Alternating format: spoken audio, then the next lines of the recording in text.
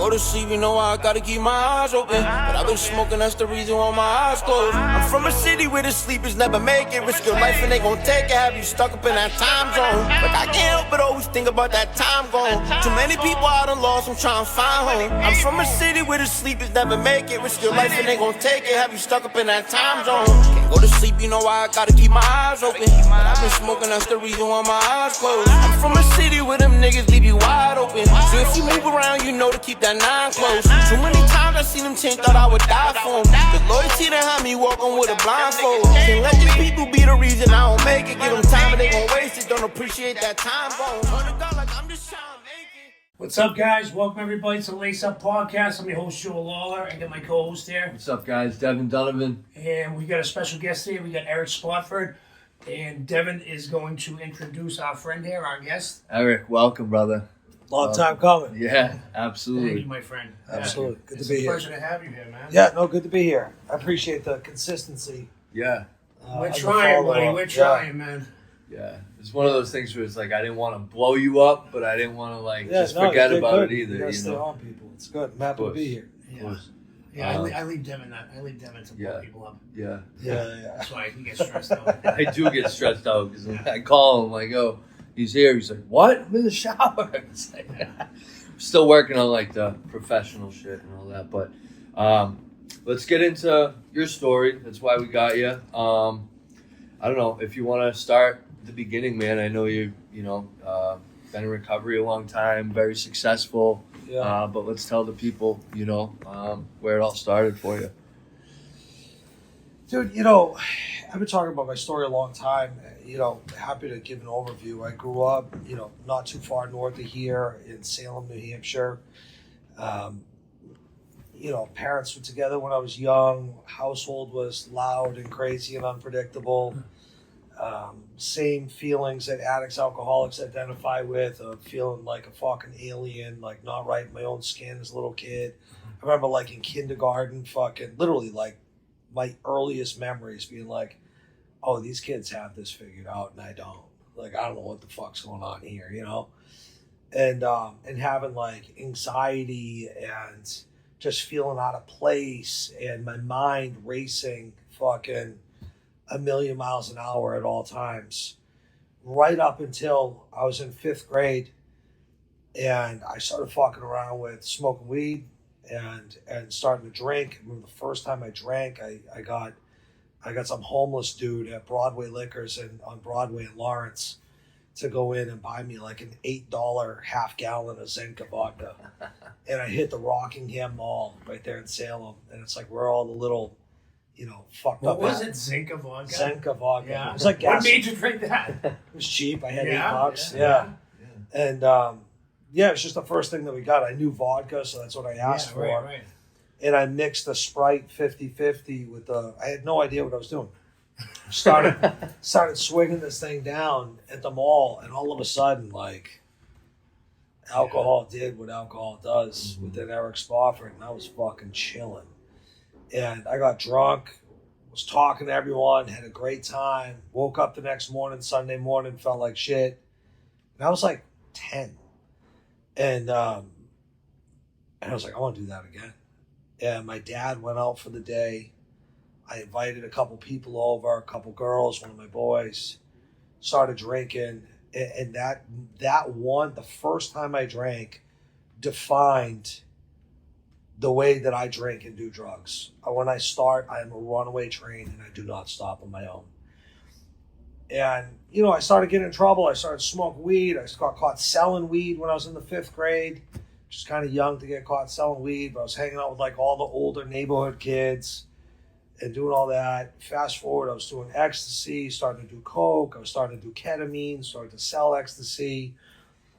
Got all up and I just loved it. Like there wasn't a single piece of me as like a young guy that was like, I want to grow up and have a normal life. I want a job. I'm going to thinking about my career, my family, my college. I was like, I want to do drugs, get high, get drunk, be a gangster, fucking dress cool, be cool, and be the fucking man. And have zero responsibility. And these are my only, this is like my only ambition in life. Absolutely. By the time I'm like It makes total sense, though. And I'm listening to rap, you know, Biggie Smalls and Tupac and Mobb Deep, and you know, there's the soundtrack and you know, Loonies. I got 5 on. You know what I mean? Fucking Jenko jeans. Remember? Yeah. Am I saying that right? Yeah, Jinko jeans, the big fucking jeans we used to wear. Shout out to Janko too. Janko's listening to this. Yeah.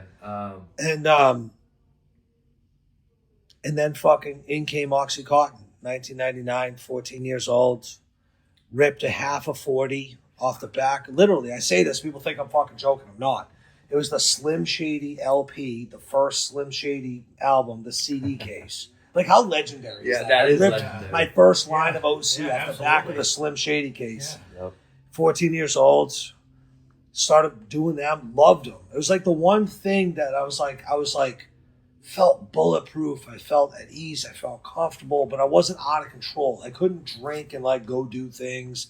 I couldn't like do coke and come out of the bathroom. Right, like, yeah. It's like, you know what I mean? It was Have a manageable. conversation, Yeah, and like I was like fucking Superman on these things. I was like, oh, I found it. This is it. Like out of all these things, this is the shit. And like months later, I stayed in my dad. I was like a cellar dweller in my dad's basement. And my boy came over, and I thought I had the flu. And another iconic moment when I think back on it. And I remember sitting on this fucking busted-ass couch with, like, cigarette burns in it, like, spilled bong water stains on the carpet, like, just fucking seeds and stems and shit fucking everywhere from smoking weed. You know what I mean? Like, the fucking bong. It's just gross. And smoking cigarettes in there and all this crazy shit. And like I'm like laying on the couch and my boy walks in, Dominic DeZazzo. He's like, "The fuck's wrong with you?" I'm like, "Bro, I don't know. I think I got like the bug or something, like the flu. I don't know." And he's like, "When's the last time you fucking did an OC?" I'm like, "Bro, it's been like a couple days. I'm trying to like, I've been on a mean one with these things. I'm you know, gonna take it easy a little bit." And he was like, "I'd never even heard the word before, bro." He's like, "Bro, you ain't fucking got the flu. You fucking dope sick." Yeah. And I was like, what do you mean? What do you? And he explained it to me. Shot to your fucking He ego. explained it to me, and I was like, nah. He was like, check this out. And he broke one out, and he was like, if you get right and you feel fine on the other side, I'm right, you're wrong. I was like, all right, bet. Expecting I would just be a little high and still have the flu. And I was fucking back like fucking cooked. Then every time you saw him, you're like, Dominic, I'm dope sick. Yeah. I think I'm dope sick. You know. Oh man. Around the corner was fucking, you know, OCs at the time were like inconsistent and unpredictable. Like you would have them and then they wouldn't be around. You'd see some people that were like, not like directly in your crew, but off to the distance a little bit. And they'd like made the conversion and they were doing bag. We used to call them bags. Yeah. I don't know if you guys are, but Of they were course. doing bags. And Yeah, like, Broadway and Lawrence, no GPS needed, bro. I was fucking homeless up there for a while. So It's no joke. So I grew up, where I lived and grew up is a fucking 11-minute bicycle ride from shit. Park Street and Broadway and Lawrence. So Lawrence is really the backdrop of, like I went to high school in Salem, but like I could fucking rollerblade to fucking Broadway, No, Broadway 100%. Liquors. It was And, like the Mecca, dude. yeah, I remember the first time going down, dude. But anyways, fucking this girl, dude, Dominic's dead. He died of an overdose. This girl, Tanita, fucking beautiful blonde. Fucking, I loved her to death. She's one of my best friends, girlfriend, whatever it was. And her dad fucking was an old school fucking dope fiend. He sold me my first bags, got high, fucking. I was like 15. And that changed everything, dude. I stuck a needle in my arm. She stuck a needle in my arm. I shot fucking a bag. You know, I puked everywhere, nodded out, smoked a cigarette, and I was like, this is fucking wonderful. And that classified. I had dropped out of school, 15 years old, and I just went on a sick run from that point till when I was almost 22, which is like 6.5, almost 7 years, something like that. And I did everything we all did, bro. I fucking, at times I was up and I was the man and I was fucking, had it all going on and fucking big ego and money and this, that. And at times I was fucking dope sick, shaking, fucking mashing cottons that I've already rinsed fucking 7 times. If fucking homeless, you know what I mean? Yeah. Like running out of Walmart with box sets of DVDs, selling them at GameStop like a fucking loser. Yeah. And I started getting sober at 17. I was fucking in and out, going to treatment and fucking getting in trouble. And And then December 7th, 2006, Wow. I fucking got sober for good and all. So, this December, So you said you were 17. What did that look when like? I started getting sober, Yeah, how did that? spent about the next 5 years in Trying, right? this perpetual cycle of like, I would get sober to relieve the insanity of my addiction. I'd be like, this is fucking crazy. I'm gonna die. Like, and then I would be sober and I'd be sitting there fucking like this. Like, I'm not gonna get high. I'm not gonna get high. And you know what I mean? Yeah. And like they'd be like, and I'd like go to these NA meetings and they'd be like, just keep coming back. And you're like, It shut gets the better. fuck I'm like, up. I'm gonna fucking kill you. Like, I was so angry. And like they'd say fucking I things love being sober. yeah. They're like, how's sobriety? I'm like, fucking great.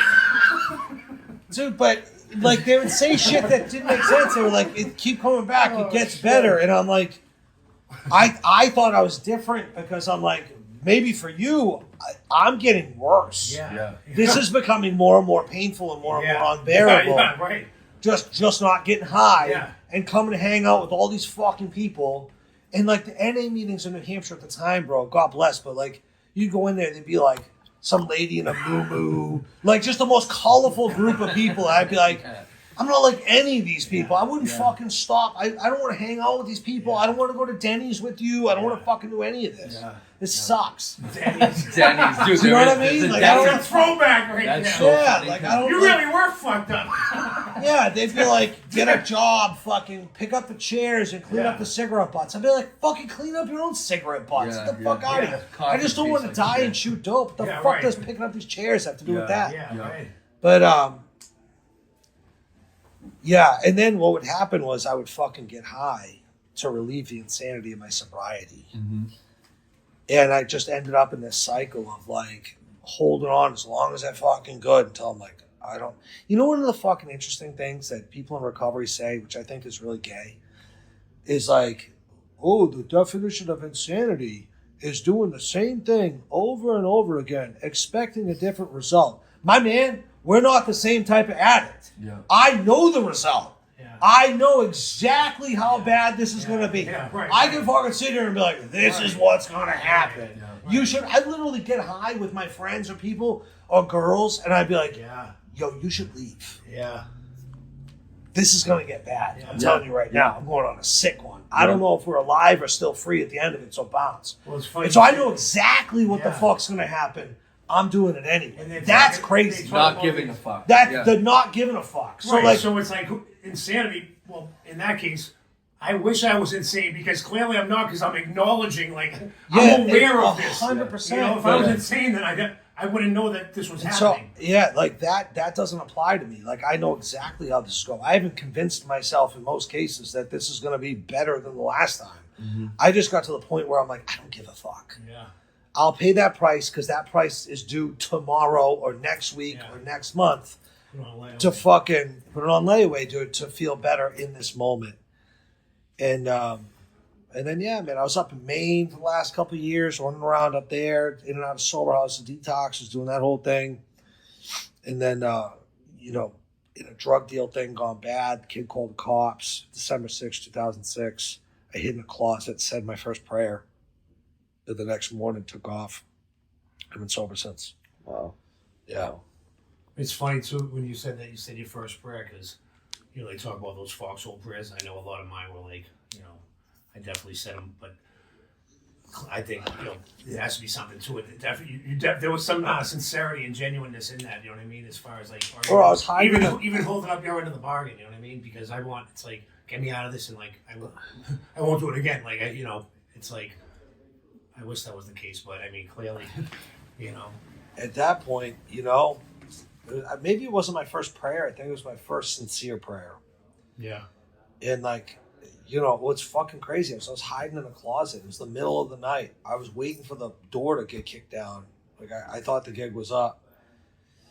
Well, you talk about being in that closet, right? And what just triggered in my mind was what you said at the beginning, being in school and coming from that wild household, right? That unpredictable, you know what I mean? Mm-hmm. I had great parents, good people, right? But the insanity that goes on at home, whatever, and it happens everywhere. No one's exempt from it. How people are affected by that, so consumed by anxiety, and now it's like you're that kid. You know what I mean? It's a different, and you put all this. The cycle repeats and whatnot, but like essentially, you being in that closet, you were that kid in school. You know what I mean? Like you were the same kid. You hadn't really, as far as like the trauma and stuff like that. Yeah, totally.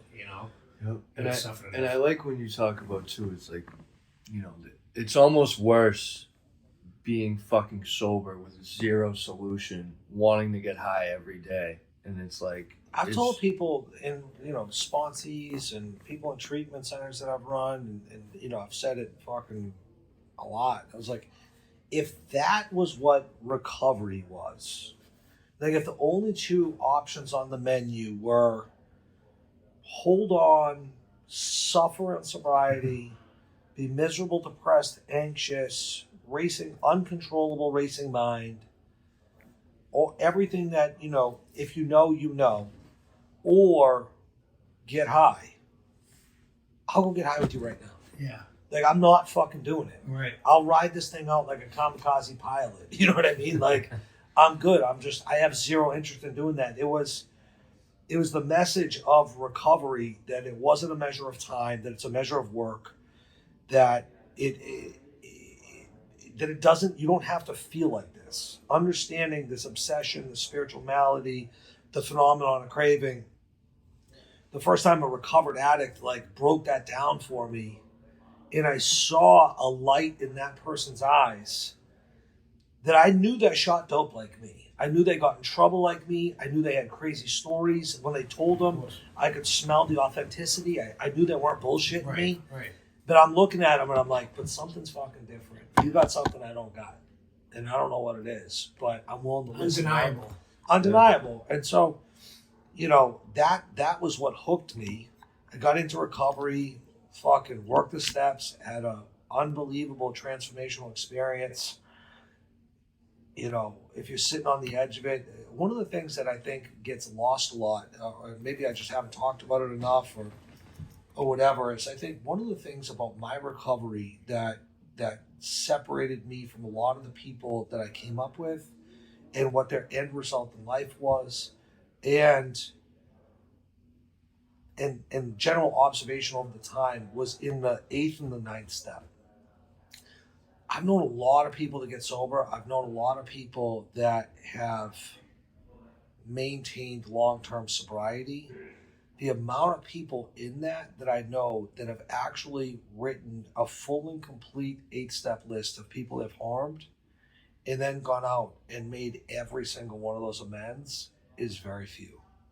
I did. And I remember, this is crazy, I remember the last amend, it was like hundreds. It was like close to 300 stores I stole from, people I robbed, fights I'd been in, hearts I'd broken, friends I stole from, people I lied to, fucking institutions I disrespected, right? And all sorts of great amends stories. The last one I had on my list, I just realized this early this year. I had no idea why this one amend was the last one on my list.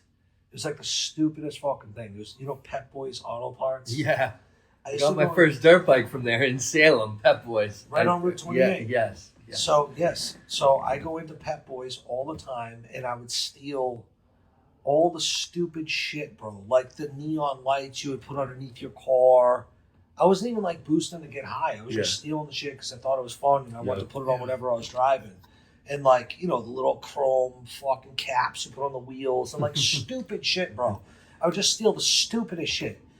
And so I go in and stupid, right? I know. I'm embarrassed. I went in. We do know all.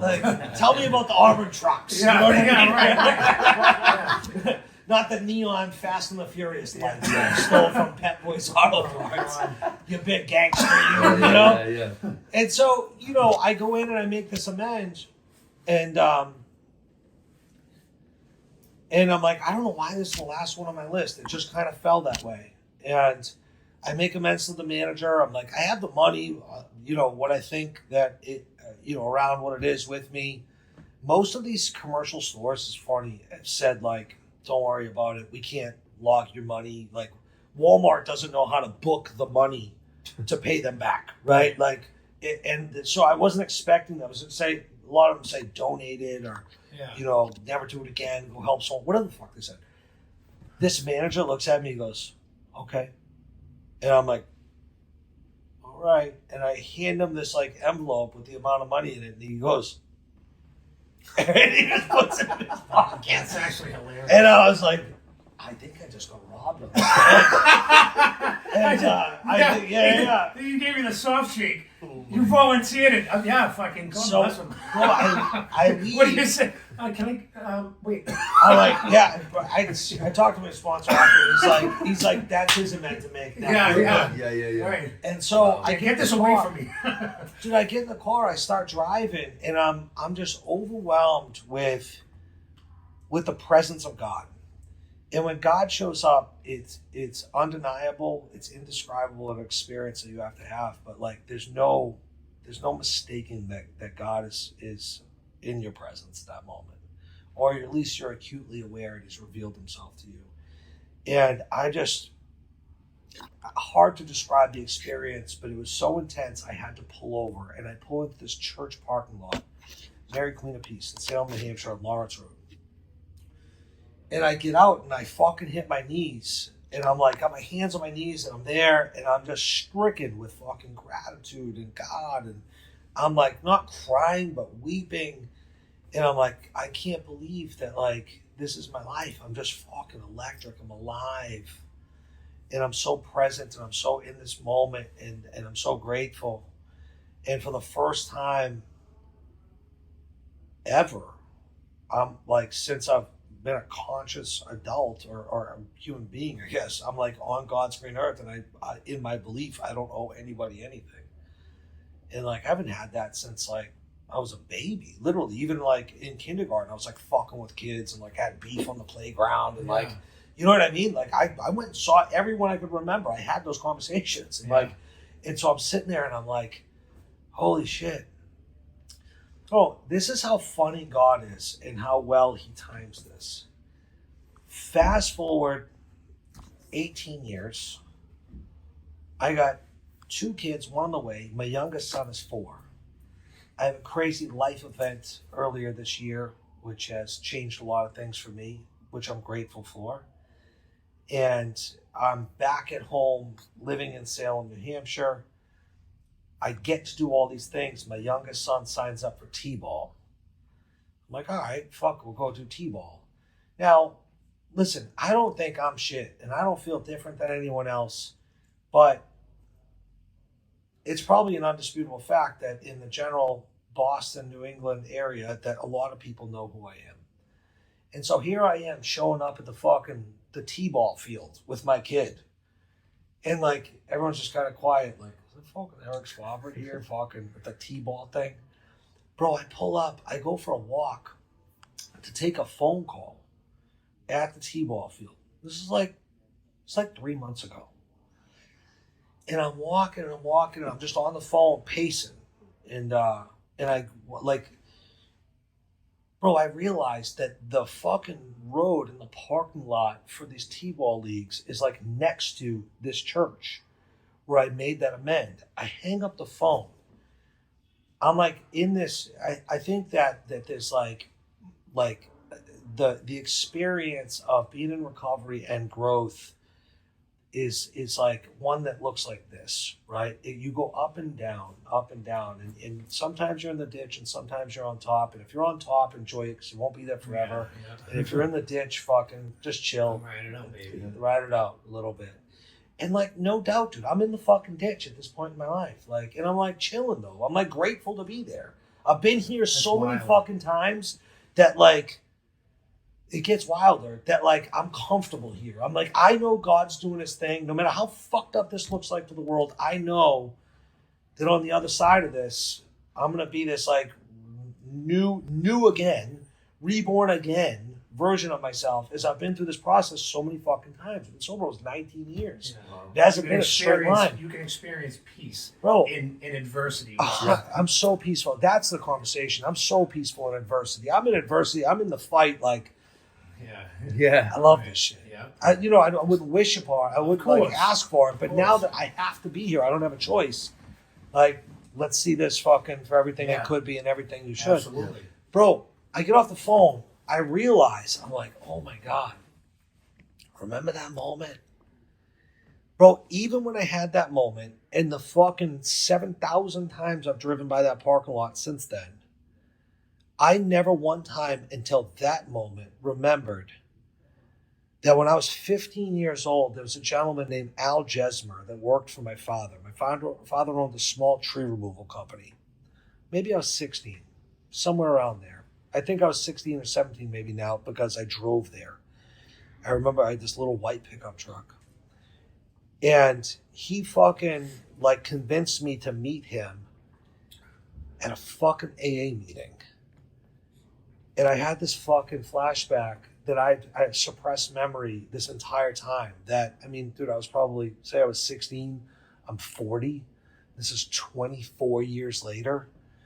Bro, the last amends brought me to that parking lot afterwards to years later when I'm like really leaning into God and like doing my thing to having this thing of like, yo, this is where I went to my first AA meeting as well. Even like I never put those things together until I was sitting there. And it's just this fucking mind-blowing experience of like, God, you know what you're doing, don't you? And those like you've had this chessboard going for a long time. You knew this when I was 16 pulling into this fucking parking lot. Yeah, it's like fate. The story's written, you know. He knows what's going to happen. It was written. We have free will and stuff, but... The constraint of time is a human thing, not a God thing. Yeah. You know, and so it was just the wildest thing. And where does that measure compared to, you know, because you've, like you said, man, I got to ask you how, you know, it's got to be, you know, because as us addicts and alcoholics, right, I don't care if you still have, like, if you're still in the ditch, right, but you're sober and you're getting better, the ego starts to come, right? And as you... It has to. It has to. And it can be in a healthy way too, right? But I got to ask you, like, through all the success and, you know, the watches and the cars and the private jets, which I think, like, you know what I mean? Being where I'm at, I think it's fucking sick. But I don't know, God, you know, I don't know God would give me that because I don't know if I'd know how to fucking manage it, dude. You know what I mean? And that's... Me either. You know what I mean? Me the fuck either. There you go, Tim. I think the biggest secret I fucking kept throughout all of this was I had no idea what the fuck I was doing. I was just trying to figure it out. I was just trying to make the next right move. I had, you know, I worked hard, no doubt. I got a little bit of skill, can't deny that. God's fucking had his hand on my shoulder the whole time. And like I look at it now, like, dude, I've lived almost every version of life. Yeah, right. I've fucking slept outside and woken up to like the fucking frost in the morning. Yeah. You know what I mean? Mm-hmm. I've been in the trap houses. I've been like the worst of the worst shit. And I've been in the mansions with a jet on the tarmac, a yacht in the marina, celebrity friends, all this fancy shit, social media, and like, I don't know, I've kind of come to the spot now where I don't really give a fuck about any of it. And a lot of people, I myself included, have said that because it's the right thing to say, maybe. Like, until I had like all this compilation of experiences, I think by going through that, I'd actually like move from my head into my heart. Like, I don't really give a fuck. And then I start getting on some like crazy philosophy shit. Like, when I look back at my life, dude, what are the good times? What are the bad times? Like, dude, I sat at the fucking table and I remember like it was December 21st, 2021, and had the closing call and sold the business. Story that's pretty well known. And I was waiting for an unbelievable fucking amount of money to hit my bank account. And I was terrified. I knew, bro. I knew I just changed everything. I knew that I knew that there was a price to pay for this. I knew I had a target on my back. I fucking hung up the phone call, said a couple things, looked at my right hand, this woman, and I said, I wonder how long it's going to take for them to come out of the woodwork, me to get sued and the bullshit to start. And on its face, people talk about that. Do you know how many times I've spoken or done podcasts or stages? I'm speaking with fucking David Goggins the day after tomorrow. Really? And and when I go out there, they're like, and Eric Spofford sold his business for 9 figures, and blah, blah, blah. And I'm like, yeah, it was like the worst thing that ever happened to me. Like, it was just like. But it's all a learning experience. But then it is, but the alternative is true, dude. Where like, when I look back and I look at the tough times in life, like the Oxford group, which, as I'm sure you guys know, was a religious movement that the co-founders of Alcoholics Anonymous participated in and helped get them sober, had a saying that describes a lot of my experience very well, which said that man's tragedy is God's opportunity. And like some of the best times of my life when I look back were the hardest. Like when I think about like what was cool, you know what I mean? Like the stories I want to tell. Dude, I will never sit here and be like, there I was in the Bahamas on the yacht with the chef. Pretty women everywhere. Yeah. Do you know what I mean? Like I would fucking nobody gives a fuck. Yeah, dude, I'll tell But you you about remember fucking the time in the closet. You know what I mean? I'll tell you about the time where fucking my kid's You mom. remember getting shook down by fucking Pep Boys. That's what you I remember building the business, having my back against the wall, not knowing how I was going to make payroll, fucking never letting them see me sweat. I remember taking my infant son home. His mother fucking relapses, and I take custody of a 5-week-old baby at 26 years old and figure out how to raise him alone for the next fucking year, doing bottles and diapers and fucking like living in a condo, and I don't know how I'm going to pay rent. Yeah. The best. Yeah. The fucking best. Yeah, right. So why is it fucking when we're sitting here and we're thinking about our lives, we obsess over these fucking good moments. We obsess over the vacations and the watch and whatever that thing is for you. And we live in this perpetual state of fear of the what ifs. The if this happens, oh fucking, I could, and fucking, all the alleged supposed bad. But when I look at my life backwards, the good times really weren't that fucking cool. Like, I don't ever think of that. Oh, remember that trip we took? Remember when we took the plane and we did all this? Literally, it's not even in my memory. When I think about my life or I tell a story, it's like the valuable times were always persevering through adversity. Of course. Always going through hard times. That's how did I become a valuable guy? Yes. How did I build myself as a man? It wasn't the soft success shit. It was all the hard shit. Absolutely. And so now it's just you sit here and it's like I've been placed in this position to like have this information that I'm like really figuring out how to communicate to the world, having been to both sides. And I'm like, dude, that's not the good shit. The good shit is fucking going through adversity, never doing no bitch moves, keeping your chin up, your chest out, fucking honor, pride, loyalty, respect, doing the work, being fucking there for your people, having a relationship with God, your fucking daily habits. Bro, like you could give me all the money. I've had all the fucking shit, whatever you want to call it. And like that won't make me feel nearly as good as fucking putting my feet on the floor the first time my alarm clock goes off, stacking a win, eating a fucking healthy breakfast that is the breakfast that I know that I'm supposed to eat, not some honey bun bullshit with some fucking sugar drink from Dunkin' Donuts. Getting my fucking workout in, fucking picking up the phone, calling my boys, cracking jokes. Like that's the stuff that really is the best. You know? Yeah, participating in life, like showing up and doing it, that's like you said, we're here. We can get, I do it myself and it's based, I know it's based on fear, but at what point do it's not an excuse, but at the same time, it's like, well, then what is it? Because when I have trouble picking up the phone and stuff like that, where it's like, and I know better, that's the selfishness. It's like, bro, you don't get to do that. It's not, you know what I mean? And because it's not like, it's not helping me. I'm not feeling better by not doing it. I'm just, it's like, it's, I love when he talks about sobriety and recovery being a fucking superpower for people 100%. that not even are, for people that aren't even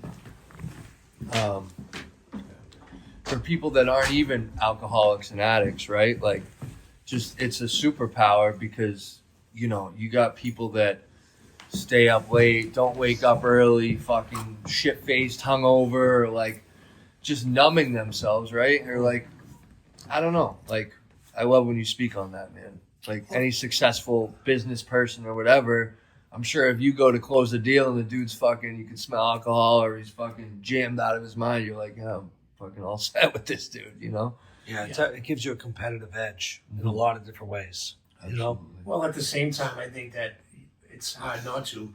I don't think you have made it to where, you've had the successes and stuff like that, but just being here, surviving, and number one, being alive. Number two, not forgetting where you've come from, being like we said, being able to experience peace within adversity, right?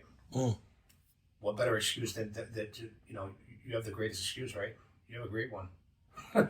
We don't need much as addicts and alcoholics, right? So it's like to feel sorry for yourself, woe is me.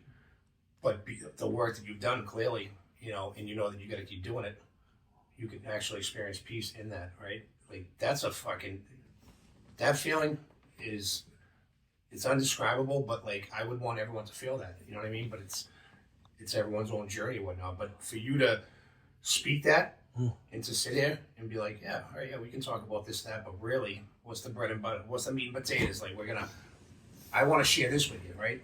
Because what's going to help you, you know what I mean? Yeah. All that stuff will come, you know what I mean?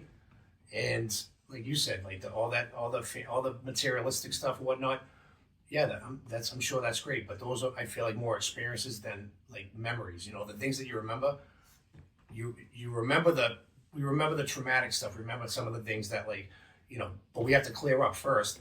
And I feel like the things that are valued, that we can be grateful for, are and open our eyes up to our family and things like that. The little things, right?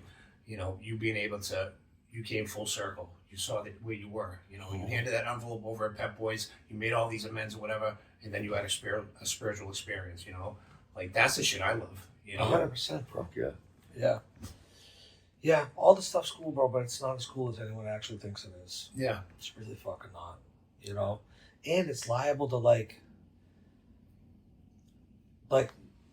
boiling that message down, it's like the things you think you want might be the worst things for you. Mm-hmm. The things you fucking are scared of, like whatever fucking fear you have, if that, if this, right? Oh, blah. If it happens, it might be the best thing to ever happen to you. It'll be an experience that'll fucking leave you different than it found you. Right. Right? And probably one that we need to have. And so, I don't know, just living in the peace of, like, I don't know. There's a lot of power in, like, I don't know. Like, I like that story of the little farmer guy. You heard that one? It's nice to be able to say, I don't know, yeah. Yeah. Yeah, I don't know. Like, it's a lot better than who gives a fuck, It's defined. It's summed up perfectly by this one story. It's pretty popular. A lot of people know it. And maybe I'll fuck it up a little bit, but it's this little old man living in this village. It's just him and his son, and they're the poorest people in the village. And they have a little hut, little house thing, and they have a corral, and they have one horse. Everyone else has more than them, so everyone kind of feels bad for them, right? They like the poor people. Yeah, they pity them, the poor people in the village. And so one day, his son's out there, and he's got the horse, and he comes inside. And the next morning, they wake up and they realize that he forgot to close the corral up, and the horse had run away. And so they went from, like, the poorest people to, like, now you're the poorest people. You lost your one possession, right? And so all the village people come by and they said to the little old man, like, "Oh, I'm so sorry. Like, that's such a bad thing that's happened. Yeah. How terrible and how bad." And the little old man is very wise. He said, maybe it is. Maybe it isn't. I don't know. We'll see. And a little bit of the people are like, all right, dude. Like, you just watch the horse and fucking talk about it, right? And a little while goes by, and they wake up in the morning, and they come out to drink their coffee, and the sun shines over the corral to just a sea of horses' backs. There's just a ton of horses. Have you heard this one? Mm-mm. They go out there, they shut the corral. There's, an unbelievable amount of horses in there. And it's almost like they won the lottery in their village, because overnight they became some of the wealthiest people there. The horse that had gotten out had met a wild pack of horses and led them all back into the corral. And so now he's got more horses than he knows what to do with. And all the little people came by, all the village people came by to see the little old man, and said, how wonderful, this is great.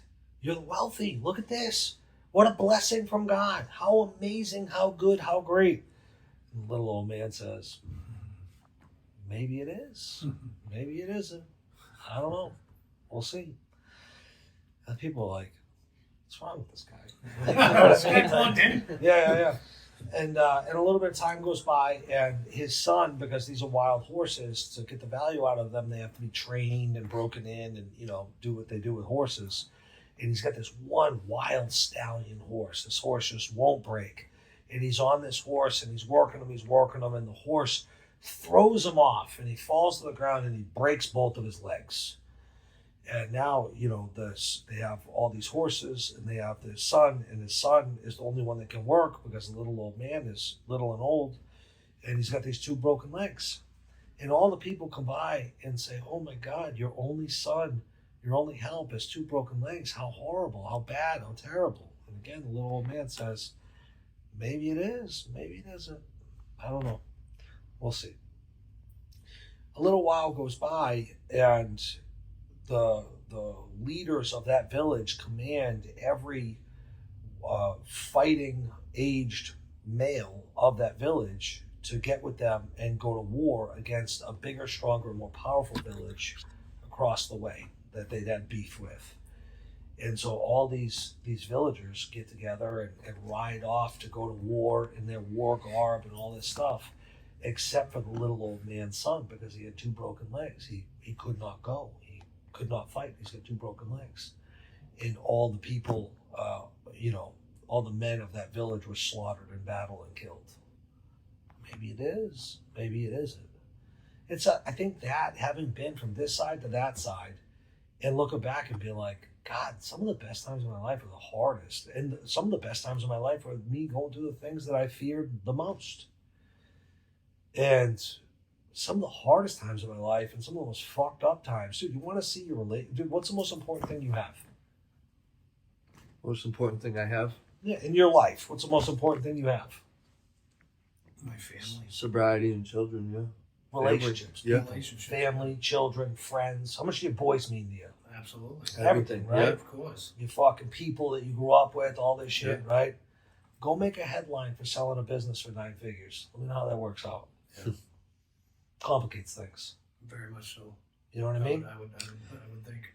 And so, But you it's can't sit with us right now. So. Yeah, and that's one thing I wanted to say, not to get you off track too, but when we met probably a little under a year ago at the Millie's concert, right? Oh, yeah. Just the humility you had, right? And like that's been something for us, right? Like trying to navigate, because everyone's got a fucking opinion, right? But we base our opinions off of our own fucking experience. You know what I'm saying? doubt. And like, people have said a lot of shit about our fucking podcast. You know what? Who gives a fuck? You know what I mean? Like, and I think it's one of them things, man, where it's like, it's good to have a genuine connection with someone and not give a fuck about what other people have to say, because it really doesn't matter what other people have to say. Listen, out of all of that, my response, I appreciate that very much. Yeah. And about people and their opinions and what they say is like, honestly, most of the people that you've ever heard say something about me, I probably don't even know who they are. Yeah. I don't, they could walk in here right now and I'd be nice as fuck to them and be like, hey, what's up, man? I'm Eric. It's nice to meet you. I don't know them. Yeah. You know what I mean? And He's so like, here's a private jet, like, fucking asshole. I didn't know all that. yeah, and I've never let fear of what other people will think about me and say about me stop me from doing what I felt like I was called to do. And the only reason they have an opinion about me is because I've made a lot of noise. I've made a name for myself. You know what I mean? Like, it is what it is. There's a whole fucking crowd genre of people that will tell you I'm the best guy on fucking planet Earth. I could do no wrong. That's not true. Yeah. It's a whole genre of people. They're like, oh, he's a piece of shit. Fucking, he made money off the backs of addicts, and he's not who he says he is, and he's fucking 7,000 other fucking things they probably say about me. I don't know. Okay. But that's not true either. Like, I'm just a fucking guy. Yeah. You know what I mean? Like, I'm a 15-year-old high school dropout. I still don't have a GED. I really cared about helping people. I wanted to be successful. And I got up every day, ate my food, took a shit, wiped my ass, put my pants on like everyone else, and got up and fucking took a lot of risk. I worked 14 to 16-hour days for fucking back to for a decade or more. I built something fucking really big, which got me a lot of attention and also got me a lot of success. And I've done a lot of really, really fucking good things. And I've had a lot of great success. And I've been recognized for a lot of that success. I've also made a lot of fucking mistakes. Of course. The difference between my mistakes and fucking these people's mistakes is fucking they made them without the whole world watching. Yeah. I did them on fucking Main Street, bro. I did them with fucking all these people fucking paying attention and fucking. I had the relationships, lost the relationships, fucking had fucking 2 kids with girls that I wasn't with, fucking. Well, and I had to mob that you talk about, right? You're watching me, bro. You're stuck, right? I know that, right? I'm not I grew up in a neighborhood like that where it's like, and I learned through recovery. I learned in AA about ego and like about it's like for all the pride, right? It was a false sense of pride because there was a lot of ego there. Where there was a lot of, if there wasn't a lot of people, there was a lot of misery, and then like by default, there's a lot of misery that owns company. I don't even try to defend myself anymore. It used to, and man, I've just been through all of it, dude. I've been slandered, tarnished, backstabbed, sued, fucking. I've been through all of it, and I've just gotten to this place where I'm like, I've done a lot of good things, made a lot of money, helped a lot of people. There's fucking probably thousands of people walking around the greater New England area that I play a part in their recovery story, right? Great, that's wonderful. And then, I fucked this up. Yeah, I did that. Yeah, you're a human being. Yeah. But like, it just takes the power out of it. Well, you fucking did this. Yeah. Yes, I did. Now what? Yes, now I what? did. You know what I mean? Yeah. Well, you said and fucking then you. Yeah, right. Yeah, correct. Yeah. Yes, I did. Right. You know what I mean? Like, right. You know what I mean? Yeah. Like, Did you expect me? Yeah, right. You want? Yeah. Like, what were you looking for? A debate here, or what? Bro, it's one of the things that's fucking. Yeah. There's a couple of fun. I used to say that at meetings. And it was a probably a little part of me. It's like you lied. I'm alive. Like it was a relief, and it was probably a little too like a little egotistical. Where I'd be like, I'd raise my hand, and be like, all right, I'll call again. Now what? And a part of me would say that to whatever will go on in my head, like whoever's in that room that maybe like I might think is all right, this is who I am. Now what? What do you got on me now? And then I'd kind of make light of it or whatever because like what do you. Whatever's going on in here, true or not, it's fucking irrelevant at the end of the day. Listen, nobody survives 24-hour surveillance. Yep. You know what I mean? Yeah. And so it's like, just shut the fuck up, dude. Yeah. Just shut the fuck up. It's so, I don't know. Well, you said too that I liked what you said. I like that term. You made noise, right? Well, good and the bad, right? I say that the people where I grew up and stuff like that. I think it's a way of me humbling myself when I sometimes say things where I have my own opinion. I feel like I've earned the right to have my opinion on certain topics, and I try not to speak on ones I don't know about. But at the same time,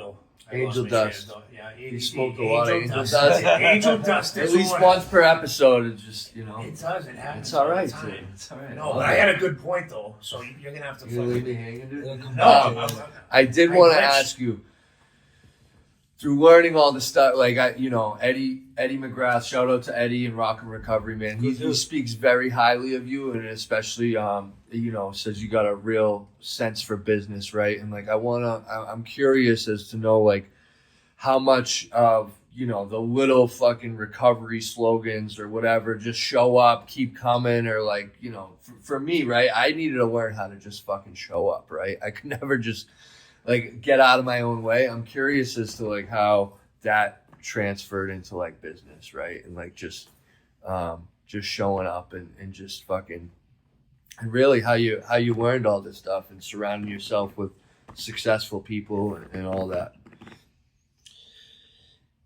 I think recovery, I've always had like a little entrepreneurship deal. Like I fucking had the lemonade stand and Of course. all that shit, right? And but recovery and the skill set that I learned through the steps and spiritual principles, spiritual practice, and building a relationship with God, and then very imperfectly practicing that over the last almost 19 years, gave me the ability to withstand the pressure and like all those.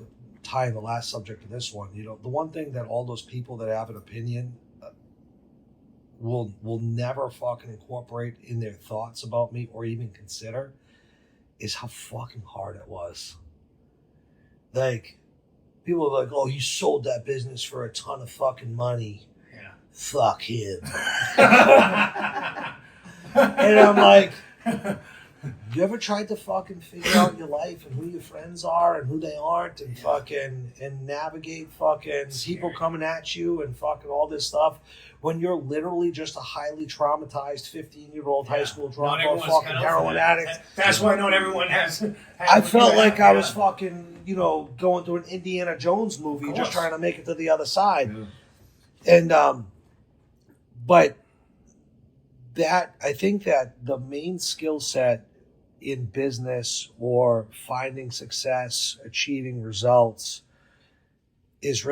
comes down to two words: risk and pressure. People want to play it safe, and I've never played it safe. It's one of the reasons I've offended so many people, because I'll look you right in the eyes, put it all back in the middle of the table and bet it on black. It's either going to go real good or real bad. Yeah. And if I lose, I'll fucking lose with grace in front of all you guys, and I'll fucking do it again. I've had some L's, no doubt. I've had some wins, no doubt.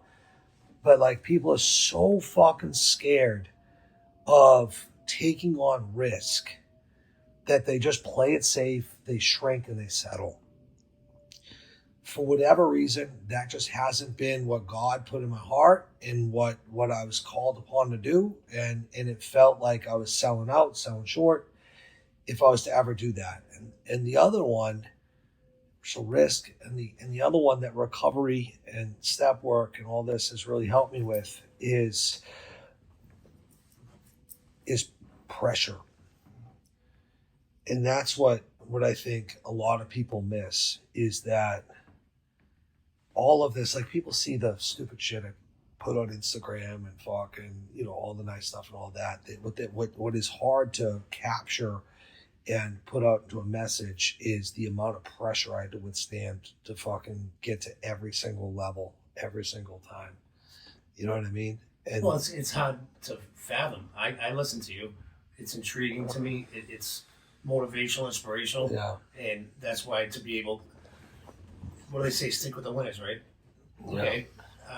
First and foremost, like, your character is like, that's what I judge with someone on. You know what I mean? Absolutely. All the other stuff, right? Yeah, sure. I like to fucking we can have fun and do all those other things, but you talk about the pressure. Pressure breaks pipes. It also makes diamonds. Absolutely. And when I listen to your stuff on social media, that's my thing, where I've always had the fear. Like, it's like, you talk about risk taker, all right? So the the facade that I believed in, the lie that I told myself was like I was a risk taker, right? You know, I'd rob an armored truck, I'd do this, I'd do that, right? Okay, but now I'm scared. But then I get to life, right? Now it's time to show up for life. It's like, wait, I gotta wait, hold on a second. You know what I mean? Right? So who's the real gangster? Who's, you know what I mean? Who's really about it? Yeah. And, you know, they talk about fear of success and stuff. I don't know what it means, but I know it clearly is a real thing, because why do people pigeonhole themselves or kind of like put themselves in a box? And what you're saying, it's like, hey, at the very least, like they talked about, you know, be willing to learn, or like remain teachable. Yeah, you know? Like these sayings that I've heard. 100%, man. 100%. It's been a fucking dope episode, man. It really has. It's been dope. You gotta get back to work? No. You're getting way too quick, bro. I miss you, buddy. Eric's got to close the deal or something, man. I don't know. It's all good. Hey, no, but I do remember what I was gonna say. He said that he made noise. Yeah. And for the good and the bad, right? But at the same time, right? I feel like the people that I know, and I would like to consider myself one of them, and salt of the earth when we're on point, and can be monsters also. You know what I mean? So none of us, I'll speak for myself, not immune to that. You know, where it's like we're all fucking susceptible to bad decisions and fucking failure, bro, and adversity. It's how you bounce back. And that's what we do with everything. It's part of the game. Absolutely. Do you know what I mean?